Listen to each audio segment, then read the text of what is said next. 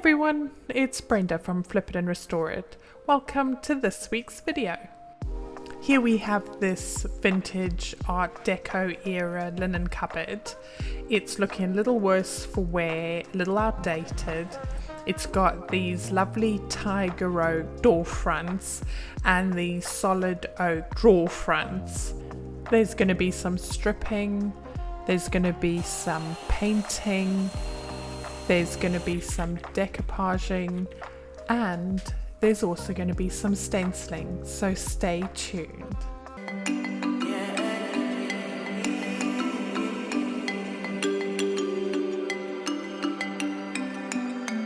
I'm going to start by giving this a really good clean. I normally use this liquid sander for my main cleaning, and then I'll rinse that all down with some clean water. Then I need to remove the hardware. With these vintage pieces, quite often the hardware has these little metal stoppers on the back that you need to pry off.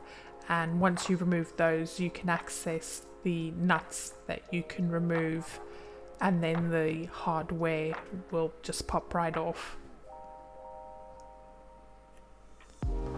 Because I'm going to be using some wood filler in the holes, I've just used some painter's tape on the back of the holes so that the wood filler doesn't spill through. And here just applying a generous amount of that wood filler, because normally when it dries you can find that wood filler will contract, so it's better to overfill and sand down smooth. In one of the drawers there was this crack, so I'm just taking some Gorilla wood glue, and I love this wood glue bottle, it's amazing. I'll link it in the description box below, and just using that metal scraper to squeeze that glue into that crack, and then a couple of clamps to make sure there's a good bond between the two pieces of wood whilst the glue dries, and then wiping away that excess glue squeeze out so I don't have to deal with that once it's dried. It's much easier just to wipe it away whilst the glue is wet.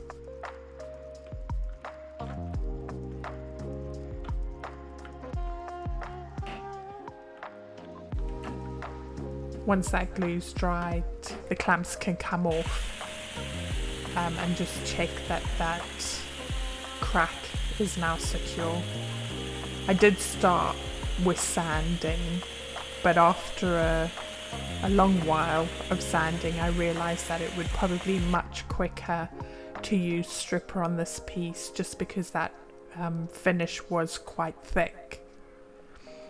I'm using a product called Paint Panther, which is a chemical stripper here in the UK. It's by far my favourite. It works in about 10-15 minutes at most, so it's great for time saving, and you don't have to use loads and loads of it. I just apply a fairly generous layer, leave it for 10 minutes, and usually the finish just comes right off. Because it is a chemical stripper, you do need to make sure that you're wearing the right PPE, check the manufacturer's instructions. I wear things like gloves, a respirator mask. I use a cheap chip brush because I know that it's not going to be usable again. And then you do need to dispose of any products that you use when you're stripping. Any stripper that you remove, it needs to be disposed in accordance with your council's hazardous waste directions. You can't just throw it in a bin or wash it down a sink, so do make sure to check what the instructions are in your area about disposing this kind of chemical waste. Here you can see just how well it removes that old finish.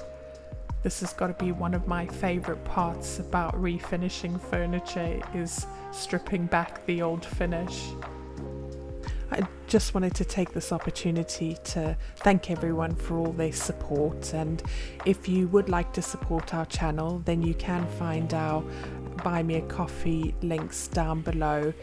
If you do use the links that we supply to buy your products, that means we earn a very small affiliate income off of that. So every little does help a small channel like ours and helps to keep us going and producing more videos for you. So thank you and enjoy the rest of the video.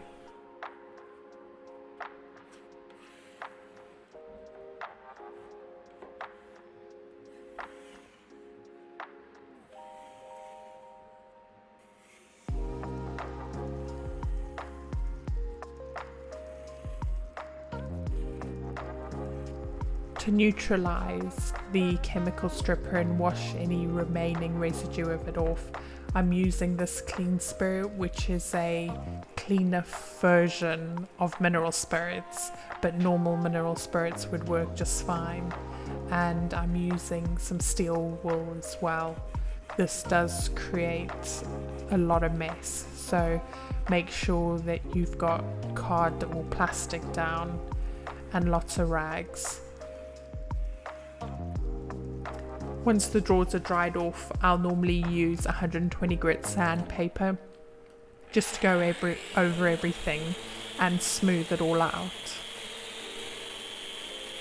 Any finish that the stripper didn't get off, this should remove it and even everything out as well.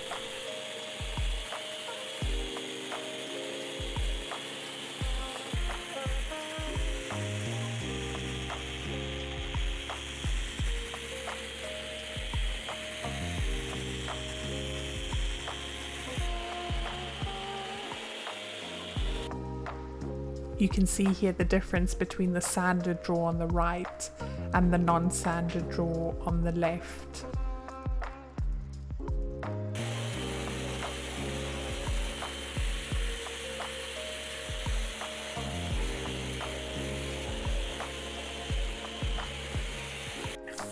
Because I'm painting the outside cabinet, I'm not worried about sanding that finish off completely.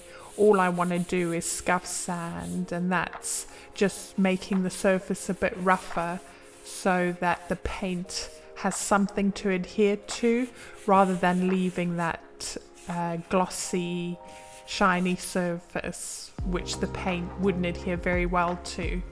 And then once I've scuff sanded that, I'm just taking some water and a rag and wiping away all that sanding dust so that the paint is sticking to the surface of the cabinet and not that sanding dust that I've created.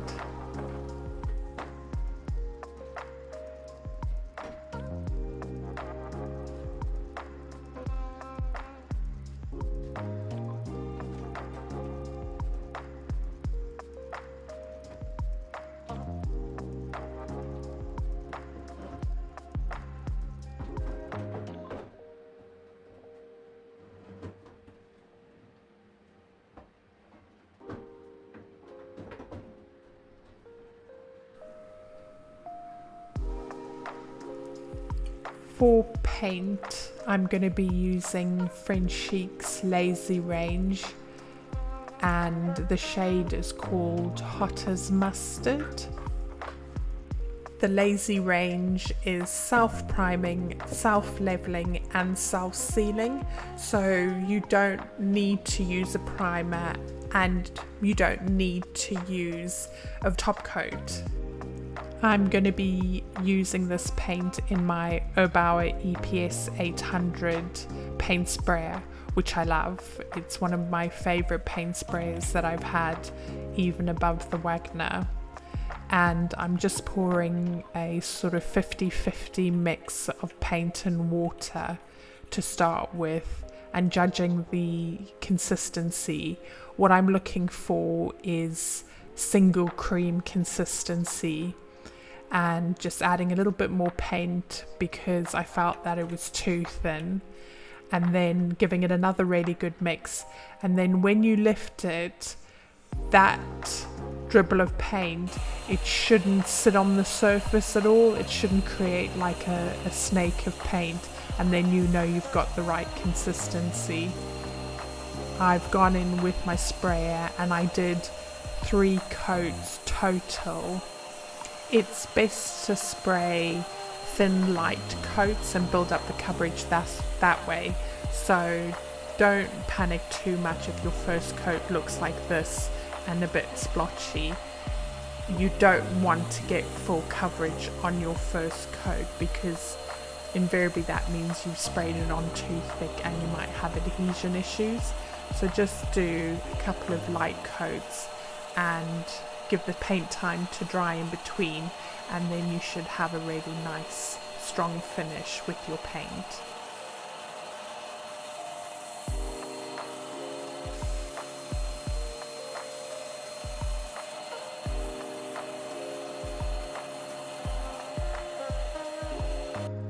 For this part where I'm using the Osmo Natural Oil Wood Stain in white, I'm just showing the sped up footage because I didn't actually keep the drawers this way for the final finished look.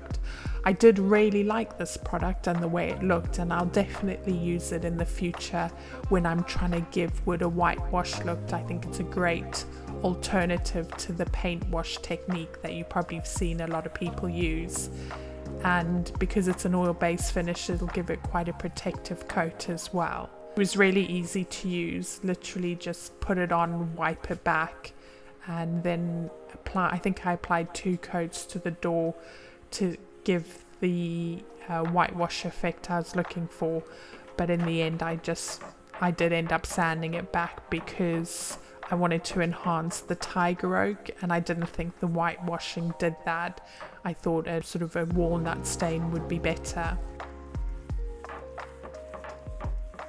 For the raised stenciling, I made my own stencil paste by using some plaster of Paris and Mod Podge, which is just essentially a strong PVA glue. I started by making a 50-50 mix of the plaster of Paris and the Mod Podge, but I ended up adding more plaster of Paris to the mix. So I think in the end it was 1/3 Mod Podge to 2/3 plaster of Paris that I used because I wanted a slightly thicker consistency.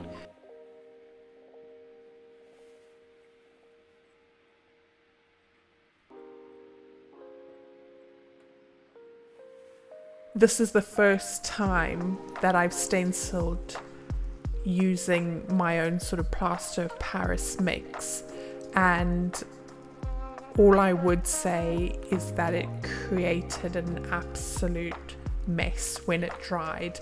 Because it dried so hard, I had to throw away the bowl and the spoon, and the stencil that I used, it was quite difficult to wash the plaster of Paris off before it dried. So I don't know that I would use this method again. The dried stencil was really strong. I really liked that about it, and I could sand it down and it stayed in place. It was just the cleanup afterwards that was really tedious, and probably if you are going to use this method, I'd suggest mixing small batches at a time. Where I mixed that whole bowl, it started to dry quite quickly, and the more it dried, the harder it was to spread.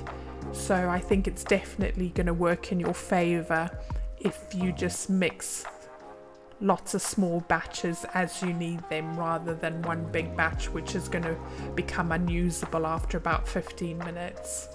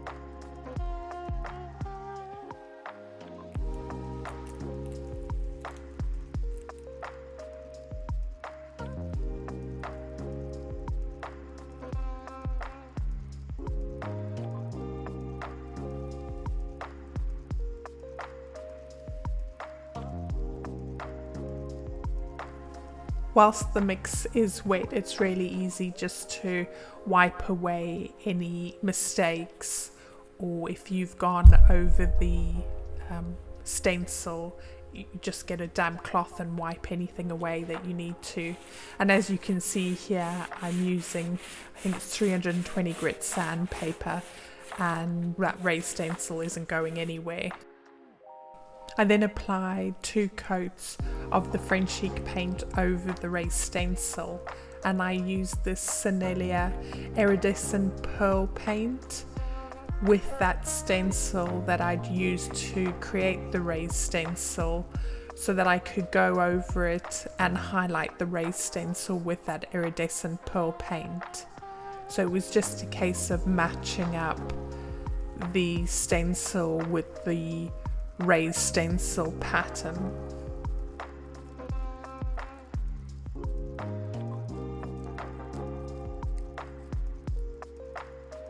I decided I wanted to decoupage the inside of the cupboard doors.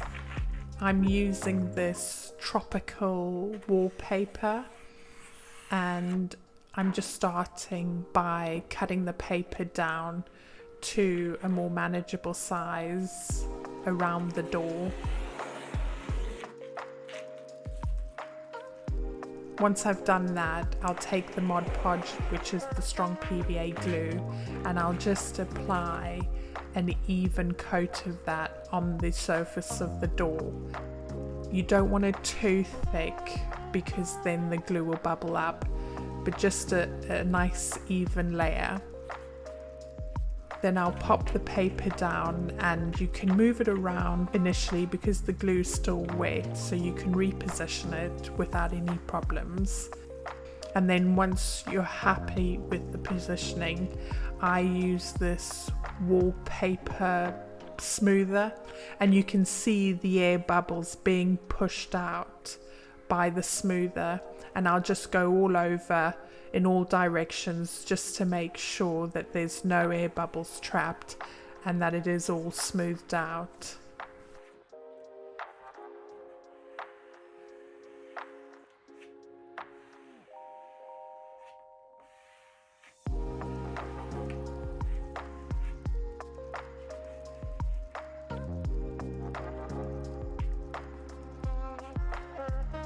To line the bottom of drawers, I would normally remove that entire baseboard and just apply the decoupage paper to that, but because this was glued in place pretty solidly, I knew that wasn't an option. So I turned the drawer upside down and used that frame as a guide to cut down the paper. Then I popped it inside the drawer and just got a more accurate cut.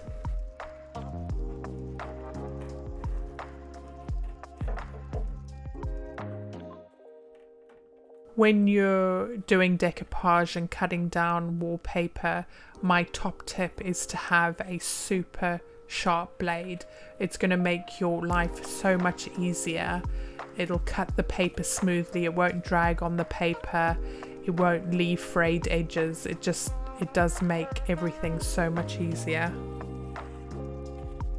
And then I'm just popping it onto the other side to check that it does fit, and then I'm going to use that as a template to cut all the squares I need for the drawers. I think there was 3 or 4 drawers in total.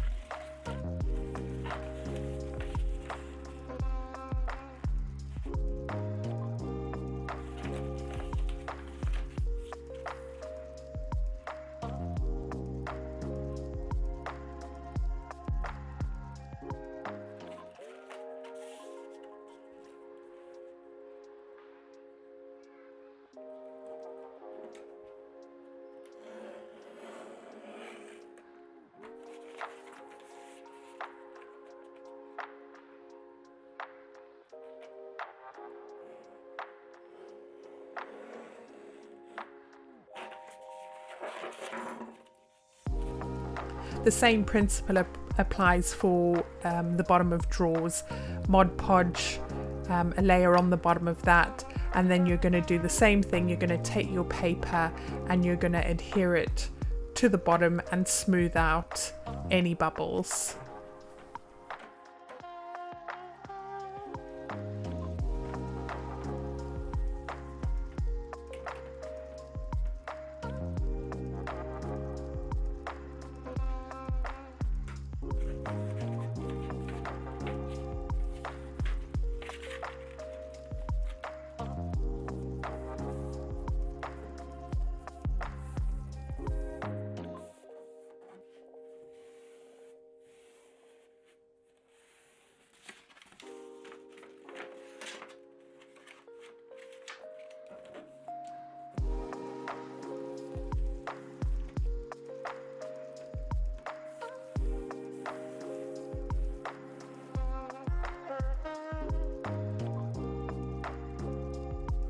Once the Mod Podge has fully dried, I normally give it a day or two.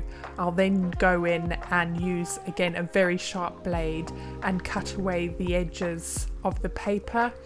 And you could also use a 320 grit once you've cut away the excess paper, just to really smooth out the edges. And then using a satin polyvine lacquer just to top coat the paper. I normally do 3 coats to make sure that that paper's really sealed in and protected. I used the same stencil and that pearlescent white to add some of a leopard print stencil to the side of the drawers, just to tie that in with the outside of the cabinet as well.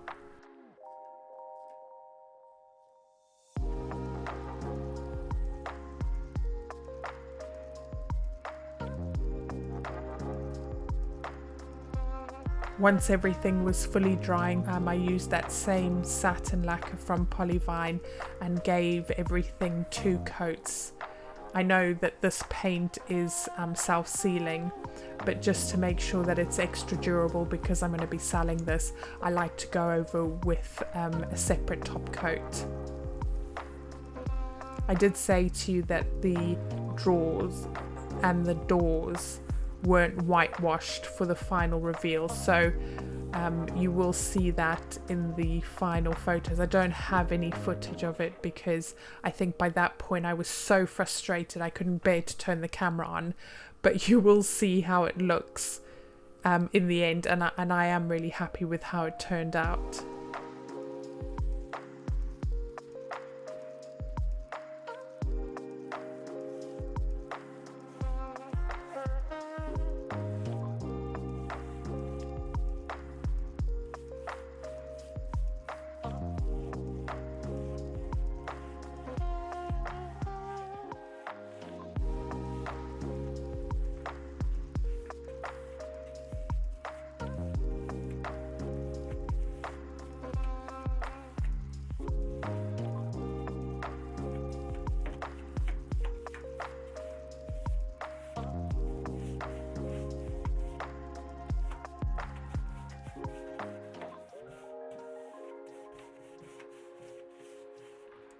For the handles, I used these faux leather pulls.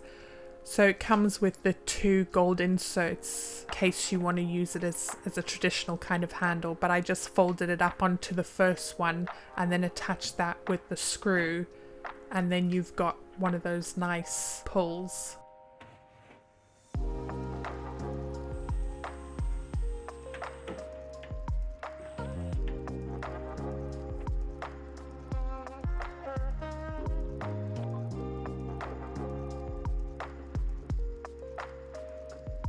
So let's cast our minds back and have a quick reminder of that before. A rather outdated and unloved vintage cabinet which needed some TLC.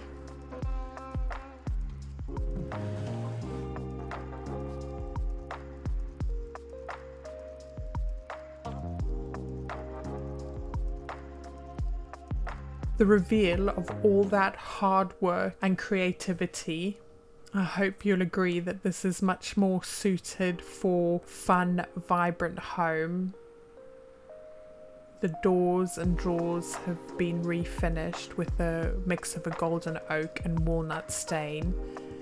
It's been painted in this lovely mustard yellow with the raised stencil detailing on the side, and that's been highlighted with the pearlescent paint.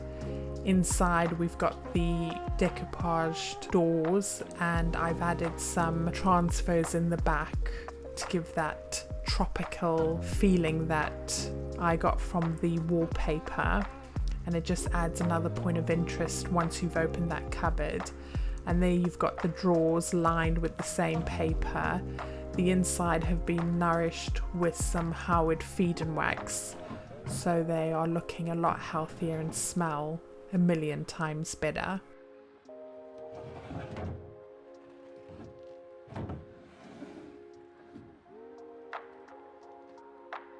I also love how these faux leather pulls look on the cupboard as well, with the gold accents.